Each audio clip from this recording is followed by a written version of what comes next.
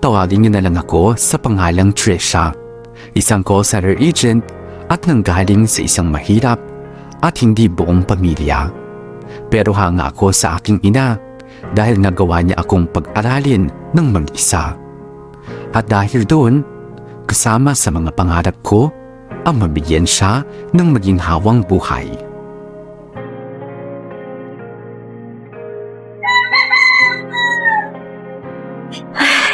Good morning, Nay. Oh, good morning din, Ana. Ibigat saluhan mo ako mag-agahan bago ka magpahinga. Sige po. Kumusta naman ang trabaho? Ayun po. Sobrang nakakapagod. Hindi pa rin mawala-wala yung mga masusungit na callers. Kaya napatawag na naman po ako sa office. Oh, bakit naman? Kasi naman na murahin ba naman po ako ng sunod-sunod tapos sinabihan pa po akong walang utak? Wala daw po akong karapatan na magtrabaho sa ganon dahil wala naman daw po akong alam. Siya nga yung walang utak na hindi makaintindi ng simple instruction. Naku! Kapag talaga naalala ko na yung mga ganon, kumukulo talaga yung dugo ko, Nay. Alam mo naman na ganyan talaga ang trabaho Di sana pinagpasensyahan mo na. Nay, kapag ako nalalait na at ramdam kong tinatapak-tapakan na po yung ego ko, lalaban po talaga ako. Kung hindi ko lang talaga kailangan ng trabaho, naku, aalis talaga ako dun. Bakit niya naman kasi hindi ka nalang umalis? O tignan mo nga yung itsura mo. Konting-konti na lang magiging panda ka na sa paningin ko dahil dyan sa mga mata mo Si nanay talaga. Maganda pa rin naman po yung anak nyo Kasi nagmana po ako sa inyo. Nambola pa ang batang to. Ayan, kumain na tayo. Ay, oo nga pala. Nakalimutan ko yung kanin. Kukuhanin ko lang. Sige po, Nay. Oh, Nay, ako na po. Mabigat po yung kaldero. Kaldero lang to. Masyado ka naman kung mag-alala. Nay, alalahanin niyo po na mahina yung puso niyo. Kung bakit ba naman po kasi ayaw niyo akong payagan na maghanap ng katulong niyo dito Kaya ko naman pong bayaran yun gastos lang yun. Kung bibigyan mo pa ako ng katulong, wala nang matitira para sa'yo. Lahat ng sweldo sa akin ang pupupunta. Mahal pang mga gamot na iniinom ko. Kaya nga po ako nagtatrabaho para sa inyo, Nay. Tapos, magpapagod ka. Dapat nga po nagpapahinga ka na lang ngayon Mas magkakasakit ako kapag ganon. Pasensya ka na, anak kung nagiging pabigat na ako sa'yo. Dapat ngayon ini-enjoy mo ng buhay mo. Kaso, heto, malaki na agad ang responsibilidad mo. Sus, ang mama ko, nagdadrama na naman. Mayakap nga sa nanay ko. Nay, kahit kailan, hindi ka naging pabigat sa akin. Saka, nag-e-enjoy naman po ako sa buhay ko, Nag-e-enjoy ako sa mga pag-aalaga ko sa'yo, tulad nung pag-aalaga mo sa akin. Pero ang gusto ko, maging masaya ka pa rin. Nay, masaya naman po ako At si Paulo po ang karagdagan nagpapasaya sa akin. Sigurado ka bang mahal ka niya talaga? Oo naman po. Nagpaplano na nga po kami para sa future namin At syempre, kasama ka po sa mga plano namin. Kaya dapat, Nay magpalakas ka dahil ihahatid mo pa ako sa altar. Masaya naman ako na nakatagpo ka na ng taong mamahalin mo. Ang gusto kasi maranasan mo ang sayang pinaramdam sa akin ng tatay mo nun. Nararanasan ko naman po yun, Nay. Mabuti naman kung ganon. Basta nandito lang ako palagi para sa'yo, At kapag sinaktan ka at iniwan ka niya, tatandaan mo na nandito lang ako. Ako ang magmamahal sa'yo ng habang buhay. Huwag mong kakalimutan yun, Opo, Nay.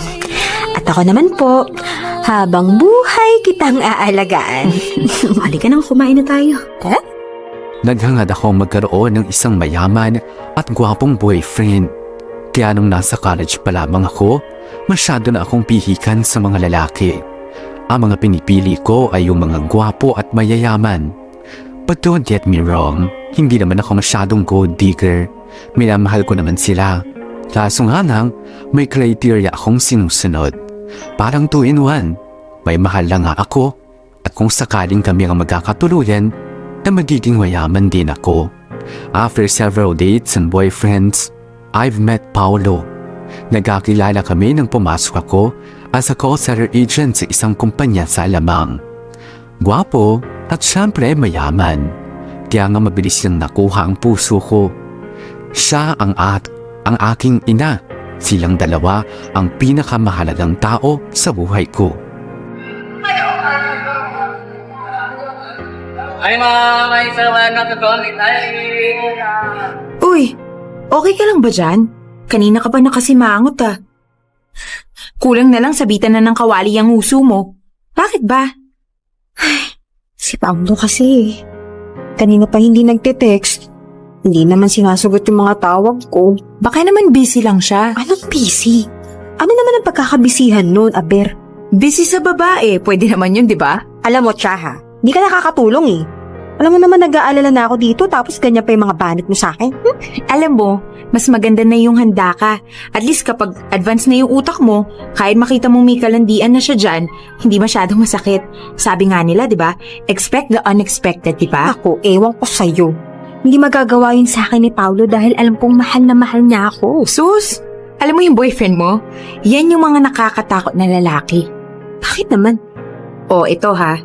Gwapo, tsaka mayaman. Halos lahat ng babae didikit dyan, ano? Siyempre, siya naman, feeling gwapo naman, kaya hindi niya may iwasang magloko. Kaya dapat umiwas-iwas ka sa mga gwapo tapos mayaman. Hay nako te, dangerous yung mga ganun. Che, masyado kang bitter, no? Ingit ka lang kasi ako may love life, ikaw nga. Mas gugustuhin ko nang maging single habang buhay kaysa naman lokohin ng mga lalaki. Hay nako, manood na nga lang tayo ng sine. Ay, teka ha. Akin na yung cellphone mo. Huh? Bakit? Akin na yan. Para hindi ka makapag-text sa loob. Tara na. Kamusta naman ang music? Trisha, tignan mo yung dalawa na yun. Huh? Saan? Ayun o. Yung nasa baba, dun sa right side natin. Huh? Kanina pa kasi nagsisiumulan eh. Ano ka ba naman? Bakit naman naglalambingan lang? Umulagat talaga? Sus, yun na rin yun. Naglalandian sa loob ng sinihan.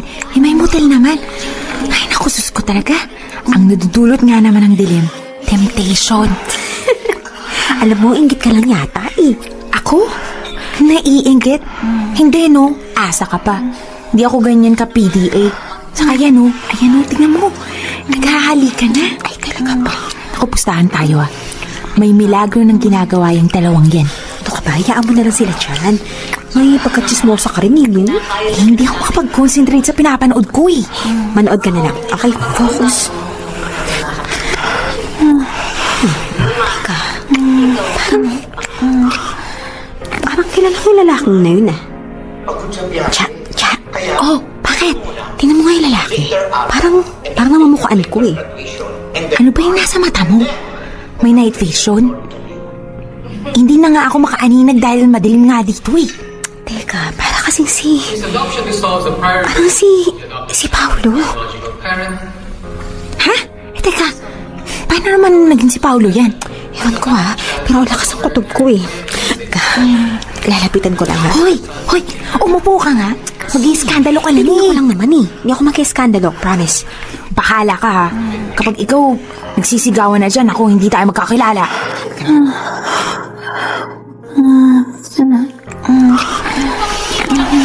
I love you, babe. Paolo? Trisha? Ayok ka! Ari ko! Ari, ano ba? Nanunood? Tama na! Huwag ka mag-iskandalo dito! Ako talaga nag-iskandalo dito, ha? Sino ang mas nakakaya sa ating dalawa, ha? Ako na niloko o ikaw na nanloloko at hindi ka pa pumili ng lugar? Hindi mo na binigyan ng galang to sinihan na to! Lumayo ka nga sa babaeng yan! Haliparat! Bakit di siya lalayuan, ha? Ano? Mas pinipili mo pa siya kaysa sa akin, ganun ba? Oo! Eh, para sabihin ko sa'yo, mas nauna siya. Ha? Ikaw ang sabit sa relasyon namin. Ayok ka! Wala kang pusa! Minuri kita ng suka pero ganito lang ginawa mo sa akin! Trisha, halika na nga. Tama na yan. Pinaglagaan mo lang ako! Ayok ka! Halika na, Trisha. Ano ba? Manaloko ka! Halika na kasi.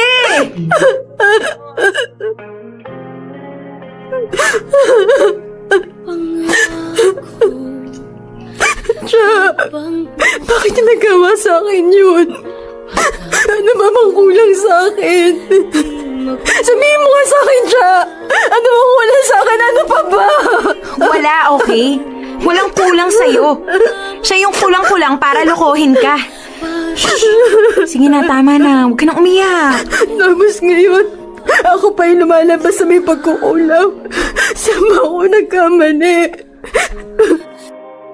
Hindi ko alam kung anong gagawin ko ng mga oras na yon. Sinaktan ako ni Paulo. Isang taong minahal at pinagkatiwalaan ko ng buong puso. Nagulat ako na may kahati pala ako sa intensyon niya. At ang masakit pa dun, ako ang kontrabida sa love story nilang dalawa. Sa loob ng 2 taong relasyon, wala akong kaalam-alam na number 2 pala ako. Sabi ng utak ko, tama na, hayaan ko na lang siya. Pero ang puso ko naman ang ayaw magpapigil. Ang sabi nito, kapag mahal mo, ipaglaban mo.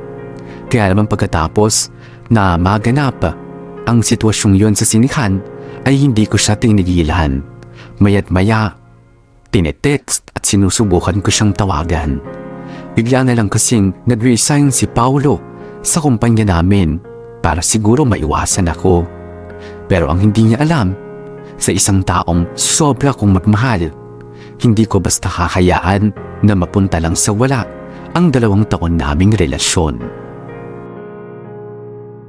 Paulo! Paulo, sandali lang! Ano na naman ba? Paulo, please naman Please mag-usap tayo. Hindi ko naman sinasadya yun. Pinahiya mo ako, Trisha. Sa harapan ng girlfriend ko. Paulo, girlfriend mo rin naman ako Hindi na ngayon. Hiwalay na tayong dalawa dahil ayoko nang saktan pa si Lizelle, okay? Siya yung mahal ko, siya lang yung mamahalin ko. Ikaw? Playtime lang naman kita eh. Sineryoso kita, Paulo. Minahal kita sobra. Paulo, hindi pa ba sapat yun? Kulang pa rin ba? Kasi Pau, kaya ko naman magtiis eh. Gagawin ko lahat para wag mo lang akong iwan, Paulo. Ano, please so naman, Ano? Papayagan kayong dalawa? Ganon? Oo. Kung kakalalabasan naman nun, hindi ka mawawala sa buhay ko, okay lang. Wala akong pakialam kung masaktan man ako na sobra. Basta mahalaga sa akin makasama kita. Okay lang na magmukha akong tanga, magmukhang desperada. Kasi mahal na mahal kita sobra. Kaya sana maintindihan mo naman yun, Titiisin ko lahat para sa'yo. We're over, Trisha. Wala na tayo. Hindi ko na kailangan yung pagmamahal mo at lalong hindi kita kailangan, kaya please, Trisha, tama na. Ayoko na. Ano, naintindihan mo ba yon? Hindi na kita mahal. Paulo! Paulo!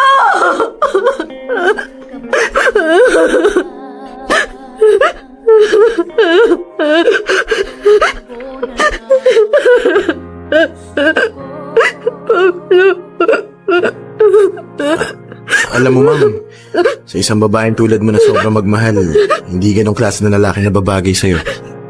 Sino ka ba? Noel, at your service, ma'am. Mas mabuti siguro kung sa bahay ka na lang iiyak kaysa dito.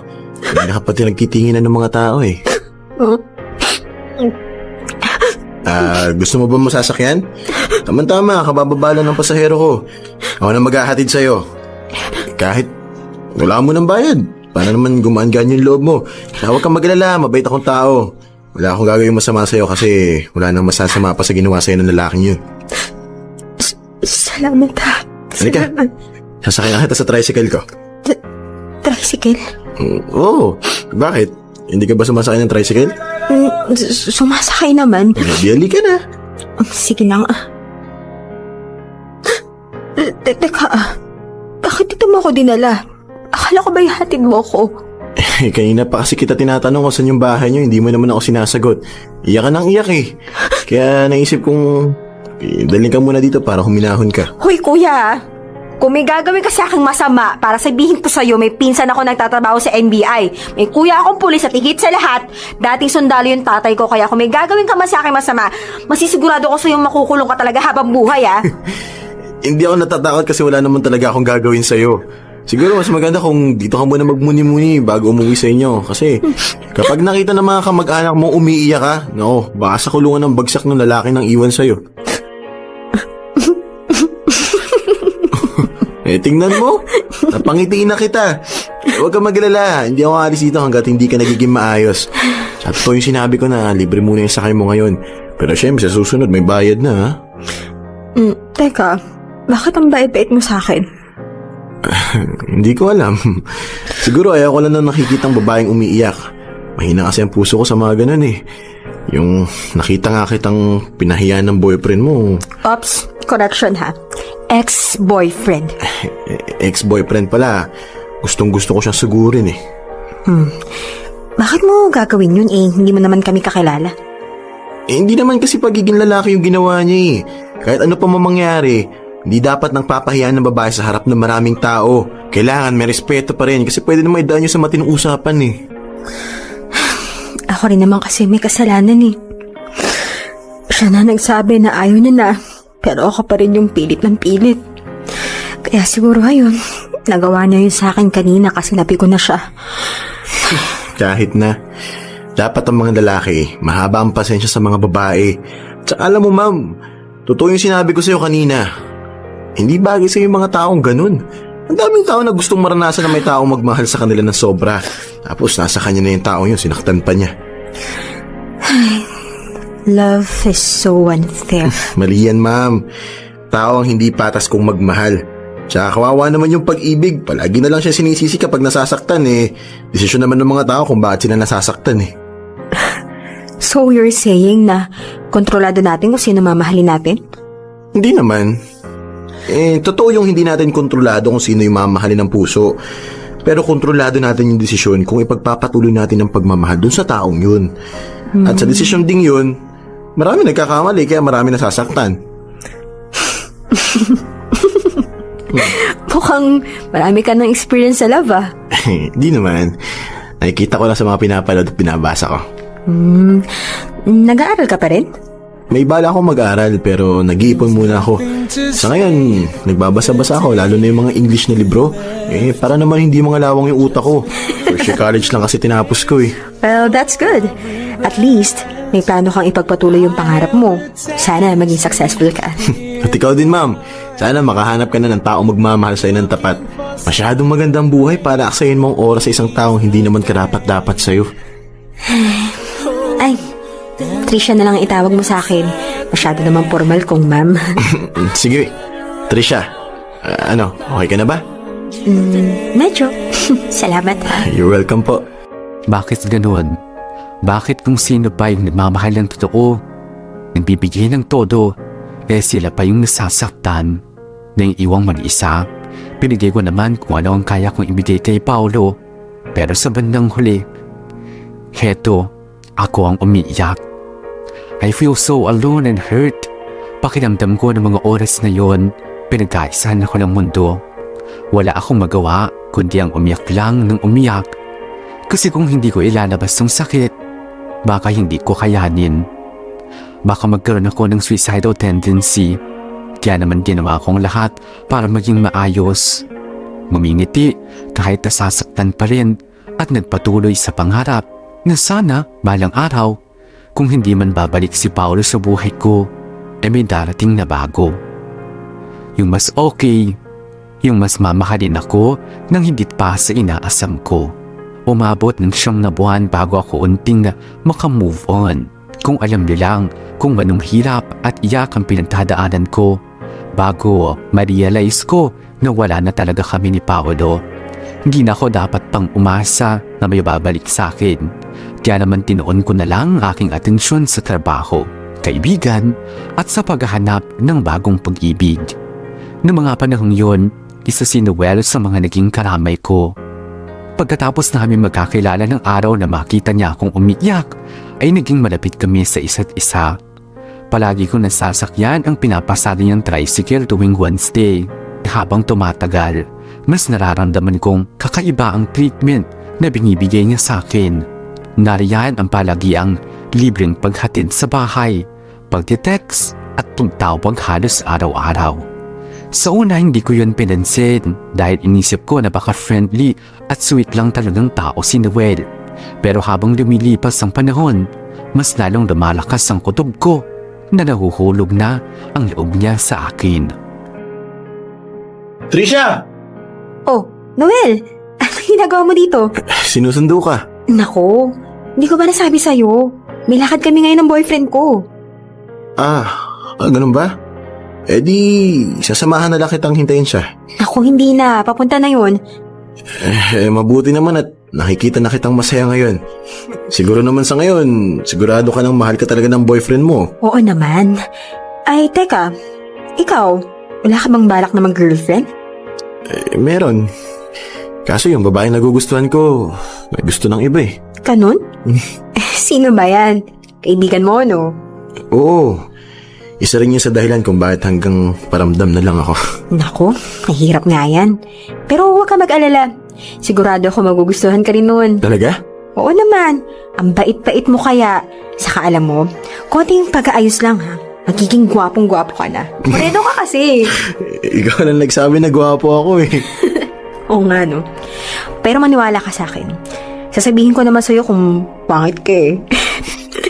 Ay, sandali lang ha. Baka yung boyfriend ko na yung nag-text. Wait lang. Huh?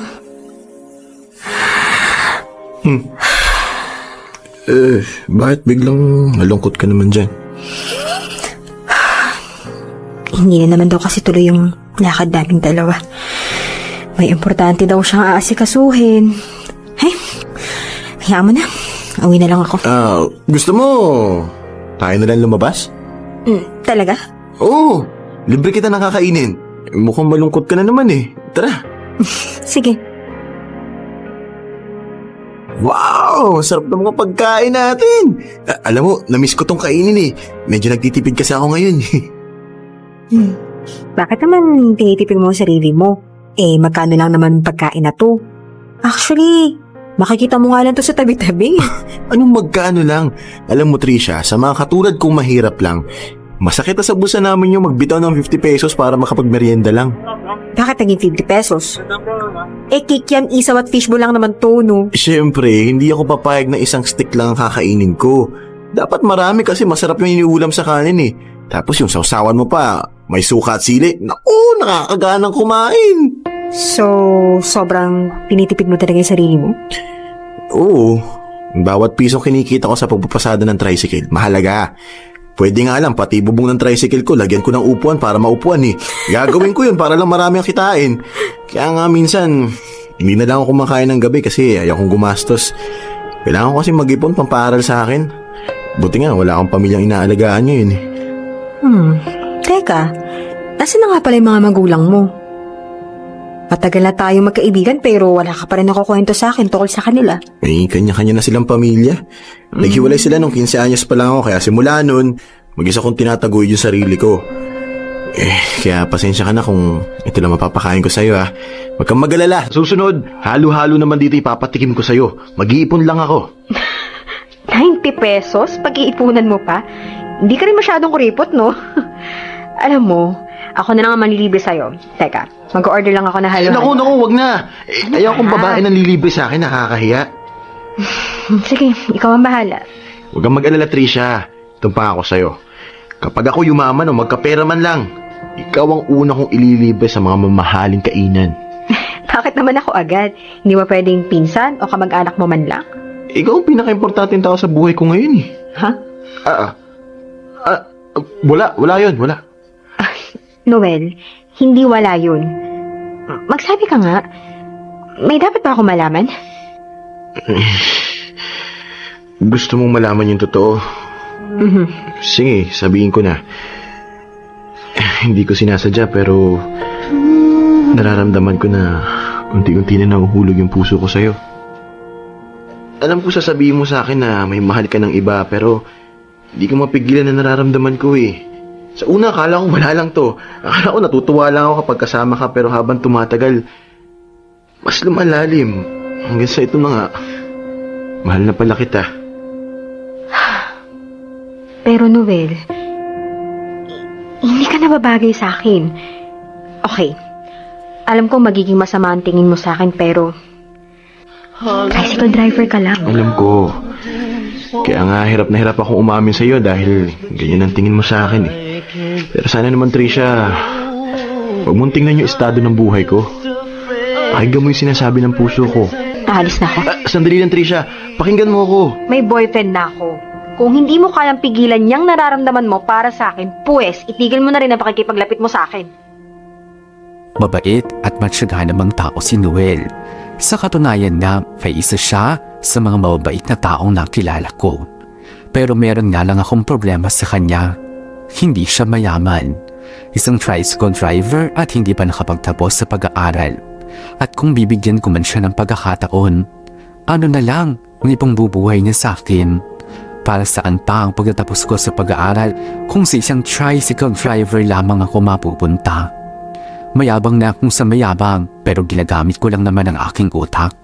Sinubukan kong layuan si Noel pero siya naman itong lapit ng lapit sa akin. Palagi pa rin akong hinihintay sa labas ng kumpanya sa tuwing uuwi ako. Na kahit anong pagtataboy ang gawin ko, nasa mata niya ang determinasyon at kagustuhan na makuha ang puso ko. Ito, tubig. Salamat. Ay, so, yun nga.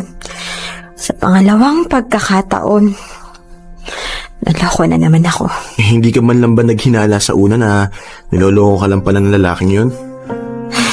Well, meron. Pero, mas sinusulit ko kasi yung nararamdaman ko kaysa sa nakikita ng mga mata ko. Bakit palagi mong hinahayaan ang sarili mo na masaktan? Tsaka umasa sa mga taong hindi ka naman kaya seryosohin. Desisyon mo naman kung gugustuhin mo maging masaya eh. Eh bakit ikaw? Kahit ilang beses na kitang nilalayuan, lumalapit ka pa rin sa akin. Kahit nasasaktan ka na, hindi ka pa rin umaalis sa tabi ko. Kasi mahal kita. Kahit anong pagtataboy mo sa akin, hindi ko magawang lumayo sa'yo. Yung tipong sa tuwing iisipin ko na sumuko na, huwag ka nang hintayin. Hindi ko kaya eh. Mahal kasi kita talaga. Sa'yo ko lang naramdaman yung ganitong pakiramdam. Pero, Trisha, kung hindi ba ako mahirap, kung ako ba yung klase na lalaking kayang ibigay sa'yo ang buong mundo, mamahalin mo rin ba ako? Well, Pakiramdam ko kasi yun ang dahilan kung bakit ayaw mo sa akin eh. Kung bakit hindi mo ako matanggap-tanggap. Pero kung susubukan mo lang, kung bubuksan mo lang yung puso mo para sa akin, kaya kitang mahalin ng higit pa sa inaasahan mo. Yung mundo ko lang naman kasi ang kaya ko ibigay sa'yo eh. Yung sarili ko. Hindi pa ba sapat yun? okay, sige. Subukan natin. Baka nga kasi kailangan ko rin imulat ang puso ko para hindi lang panlabas na nakikita ko, pati yung kalooban mo, yung nararamdaman mo. Talaga? Bibigyan mo ko ng chance? Yun ay kung gusto mo. Kaso, ang kalalabasan nun, magiging rebound kita. Alam mo naman nakakagaling ko lang sa hiwalayan, di ba? Okay lang sa akin yun. Tutulungan kitang makalimot at kasabay nun. Baka sakali ngayon, matutunan mo na rin akong mahalin. Gagawin ko ang lahat para mapasakin lang yung pagmamahal mo. Pinapahako ko sa'yo. Hindi ka magsisisi. Bakit mo pa binigyan ng chance kung hindi rin naman pala bukol sa loob mo? Inaawa na ako eh. Saka, naisip ko rin na, why not, di ba? Akala ko may magbabago. Wala naman pala. Ano ba kasing pagbabago yung gusto mo? My God, Cha! Sa lahat ng mga lalaking dumating sa buhay ko, si Noel ang pinakakuripot. Pinapakain ako sa kung saan-saan lang. Pakiramdam ko nga magkakaroon ako ng sakit dahil palaging isaw, fishball at gulaman lang ang pinapakain niya sa akin.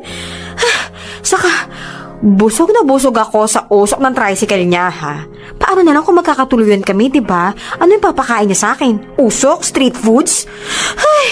Alam mo, Trisha, kung bakit hindi ka masaya, kung bakit palagi ka nalang naiiwang mag-isa. Kasi hindi ka totoo sa sarili mo. Kasi hindi ka marunong makontento. Ang gusto mo kasi, maging maginhawa ang buhay mo. Kaya kahit manloloko, basta mayaman, pinapatus mo. Tapos kapag iniwanan ka naman, iiyak-iyak ka dyan at ngangawa-ngawa na binigay mo naman ang lahat pero wala pa rin. Kasi ang totoo, wala kang binibigay. Ang gusto mo, ikaw yung binibigyan. Alam mo, sa totoo lang, si Noel na nilalait mo. Yan yung nakikita kong magmamahal sa'yo ng totoo. Aanhin ko naman yung pagmamahal kung kumakalam naman yung sikmura ko. Ganyan naman pala yung nasa isip mo eh. Bakit binigyan mo pa rin ng chance? Ano? Trip mo lang? Wala kang magawa? Wala ka rin naman palang pinagkaiba doon sa mga lalaking naloloko sa'yo eh. Sa kakapili mo nga ng mga manlolokong lalaki, nagiging katulad ka na rin nila. Grabe ka naman. Oh, Noel. Nandyan ka pala, iho. Pasok ko muna. Noel? Magandang hapon po. Uuwi na lang po ako. Bigla kasing sumama yung pakiramdam ko eh. Mauna na po ako. Sige. Mag-iingat ka. Noel, sandali lang. Noel, Kung tatanungin mo sa akin kung narinig ko ba ang lahat, oo ang isasagot ko sa'yo. Kung hihingi ka ng tawad, sige, patatawarin kita. Nakakapagod lang magtanim ng galit. Noel, intindihin mo naman ako. Bakit kasi... ako ba naintindihan mo? Yung nararamdaman ko, yung inisip mo? Hindi rin naman, di ba? Alam mo, tama yung mga kaibigan mo eh. Sana hindi mo na lang ako binigyan ng pagkakataon. Mas gusto ko na yung maghintay kahit alam ko namang walang pag-asa, kaysa yung umasa ko na totoo lahat ng ito. Noel, wala ako sinabing maghintay ka. Wala ako sinabing Wala umasa kang ka. sinabi. Kasalanan ko naman yun eh. Desisyon ko yun, kaya ngayon, itatama ko ang ginawa kong pagkakamali. At alam mo kung ano yun? Ang umasa sa'yo at higit sa lahat, ang magmahal ng isang katulad mo.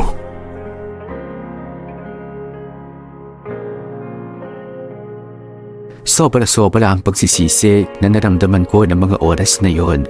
Wala akong intensyon na saktan siya sa ganung paraan. Alam kong nasa akin ang mali, na ako ang may kasalanan. Pero masama bang mangarap na makahanap ng lalaking magmamahal sa akin at ang magkakaroon ng maginhawang buhay? Linggo ang lumipas pero hindi na ako kinausap ni Noel. Ewan ko ba sa sarili ko kung noon gusto ko siyang mawala sa paningin ko. Ngayon naman, hinahanap-hanap ko siya. Minsan nagtataka ako sa sarili ko kung bakit parang hinihintay kong magpakita sa akin si Noel para ihatid o magkwentuhan man lang kami kahit sandali. Na parang hindi buo ang araw ko kapag hindi siya nakakasama ko. Hindi ko alam kung anong nangyayari sa akin. Iniisip ko, baka nga nahuhulog na ang loob ko sa kanya, pero in denial pa rin ako.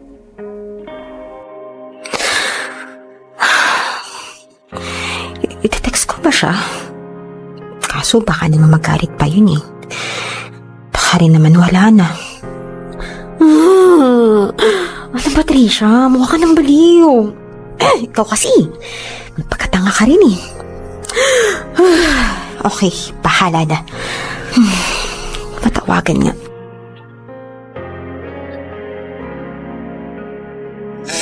Ayun, nagriring. Huwag mo sagutin. Huwag mo sagutin. Huwag mo sagutin. Hello? Hi. Pinapatawag. Ano kasi, birthday ni Nani sa Sabado. Tinatanong niya kung makakapunta ka daw. Sabi, pas muna ako ngayon. Busy kasi ako eh. Ha? Talaga? Ano bang ginagawa mo? Nag-enroll ako para sa college. Marami pang dapat asikasuhin. Talaga? Good to hear that. Yun lang ba yung tinawag mo? Oo. Sige, bye. Na ngayon, Chess, mo humingi ng sorry, di ba? Pinalagpas mo pa, boba! Hindi lang pinalagpas, sinayang mo pa. Ikaw pala. Kaya ka pa nandyan? Oo, nakokonsensya ka na sa ginawa mo kay Noel, no? Medyo. Gusto ko sana humingi ng sorry, kaso di ko naman alam kung paano ko gagawin yun. Nahihiya kasi ako sa kanya eh. Aba, himbala. Anong nakain mo? Ito naman, kung makapagsalita ka, parang wala akong konsensya. Dati wala, pero ngayon nakikita kong meron na. Siyempre, may kasalanan ako doon sa tao. Kaso, di ko lang alam kung kaya pa niya akong patawarin. Hindi ka nun papatawarin. Alam mo, kontrabida ka talaga sa buhay ko, no? Imbis na i-comfort mo ako, mas lalo mo pa pinapabigat yung nararamdaman ko. Dapat lang yun sa'yo, no? Hindi na nga kita magits eh. Kung sino yung mga manloloko, sila yung mga minamahal mo ng todo. At kung sino naman yung nagmamahal sa'yo ng sobra, siya naman yung sinasaktan mo. Hindi ko nga sinasadya, di ba? Saka, nagsisisi na rin ako. May na-realize kasi ako. Oh, ano naman yun? Na hindi ko namamalayan na mahal ko na pala siya. Saka ko lang kasi naramdaman yun nung ilang araw niya akong hindi kinikipo. Namimiss ko na siya. Alam mo, ganyan naman talaga sa mundo eh. Malalaman mo lang ang kahalagahan ng isang tao kapag nawala na siya sa'yo. Minsan, ang mahirap pa doon yung iba. Wala nang chance para ibalik pa yung mga yun. Kaya maswerte ka. Bakit? Kasi alam kong kaya mo pa siyang ibalik sa buhay mo. Puti ka pa, alam mo. Alam ko talaga kasi nandyan siya sa baba. Ha? Kaya ako umakyat para sabihin sa'yo kaso kwenentuhan mo na ako. O sige, mag-ayos ka na. Naku, wait lang. Kalis ako. Okay na ba yung tsura ko? Okay. Nako, salamat sa pasalubong mo, iho. Saka dito rin sa pagbabalik ng envelope ni Trisha. Alam mo naman ang batang yun, masyadong makakalimutin. Wala po yan. Noel! Ay, anak, mabuti na lang at bumaba ka na. Ikaw nga ang pumilit sa kanya na dito na maghapunan. Naku po, wag na. Kailangan ko na rin po kasing umuwi. Dinaan ko na naman po yung mga gamit na naiwan ni Tricia sa tricycle ko. Mauna na po ako. Sige na nga. Mukhang hindi na kita mapipilit eh. O anak, ihatid mo siya sa labas. Sige po.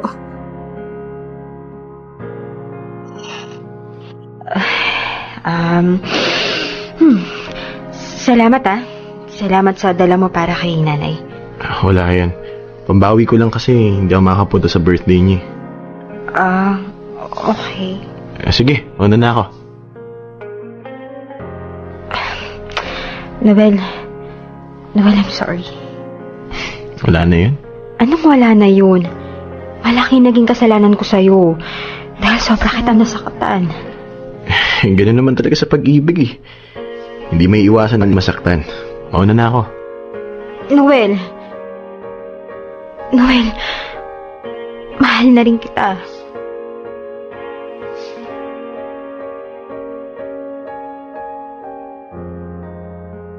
Anong sinabi mo? Ang sabi ko, mahal na rin kita. Baka naaawa ka lang ulit sa akin. Hindi. Totoo na itong nararamdaman ko. Hindi ko nga alam kung bakit huli ko na naramdaman na mahal pala kita. Kung kailan nasaktan na kita, kung kailan lumayo ka na. Tinatanong ko nga yung sarili ko eh. Bakit hindi pa noon? Palagi ako naghaharap ng pagmamahal sa ibang tao. Hindi ko napapansin na yung taong matagal ko nang hinihiling sa Diyos. Nasa harapan ko na pala. Panayandasal ko na sana dumating na yung nakatadhana para sa akin pero hindi ko na malayan. Dumating ka na pala. At ikaw yun. Ikaw yun, Noel. Pero wala kang kinabukasan sa akin. Sabi mo nga, di ba? Ito lang ako, oh. Malayong malayo sa mga nagiging boyfriend mo noon. Oo, malayo nga. Iba ka nga sa kanila. Kasi, ikaw lang yung nag-iisang tao na nagparamdam sa akin na mahal ako. Ikaw yung palaging nandyan para sa akin. Kaya sana, bigyan mo pa ako ng isa pang pagkakataon na bumawi sa'yo. Hindi ka nga rito. Bakit? Pasalamat ka at mahal na mahal kita dahil kung hindi, kanina pa ako umalis. Kahit ganito lang ako, may pangarap din naman ako para sa atin. Gusto ko, ako yung lalaking ibibigay sa iyo ang buong mundo. Yung lalaking magiging kaagapay mo sa lahat ng bagay. At humihingi na ako ngayon ng tawad kung medyo matatagalan pero ipapakita ko sa iyo na ginagawa ko ang lahat para sa iyo. Wala nang kaso yung mga material na bagay. Mas mahalaga na sa akin ngayon yung pagmamahal na alam kong maibibigay mo. Yung pag-aalaga na may papakita mo. At pangako ko rin sa'yo na gagawin ko ang lahat-lahat para matumbasan ng lahat ng mga binibigay mo. Payakap na!